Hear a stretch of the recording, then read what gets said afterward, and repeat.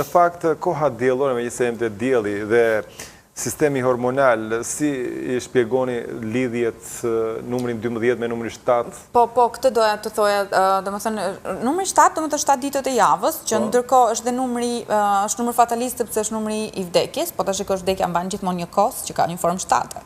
Po.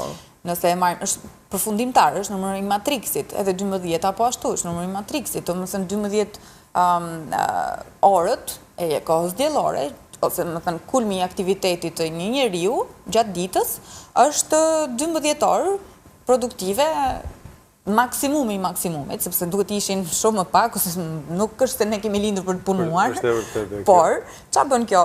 Kjo shkatërron sistemin hormonal nëse ti je aq aktiv dhe aq hiperaktiv në punë dhe nuk bën gjë tjetër vetë se punon dhe nuk ke kohë as për të fjetur. Pra, kur punon turni 3, çfarë ndodh? Domethënë ndodh që sistemi hormonal ose tiroidja nuk arrin të rifreskohet dhe të bëj atë shpërndarjen e hormoneve të rregullta, sepse një ditë ti fle në orën 9, ditën tjetër detyrohesh të flesh në orën 6 mëngjesit.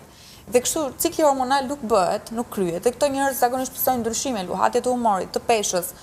Dhe mua më vjen keq sepse shpesh herë në fushën e mjekësisë apo në fushat ku duhet që personat të jenë të relaksuar apo të shplodhur dhe të jenë më të shëndetshëm se sa gjithë masa që po tentojnë të shërojnë, këto vjen mjek roje, për shkak që ai duhet të rrijë aty zgjuar dhe merr me mend si ta marrësh të njeriu ti thua tani të shërosh ata që vinë.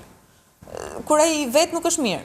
Ose ta marrësh një ushtar ta lësh roja atje dhe thua do na mbrosh. Si do të mbroj ai nëse e bën atë shpesh ai shikon halucinacione dhe mund t'i qelloj dikujt kot sepse I duket si dragua, nuk I duket si njeri. Mund bëj alarme të rënda. Sepse nuk është në gjendje, sepse truri nuk është ushqyer, nuk I ka lëshuar hormonet tiroide në mënyrë që ata të kapin mineralet që ti ke në trup dhe t'ia çojnë trurit për energji.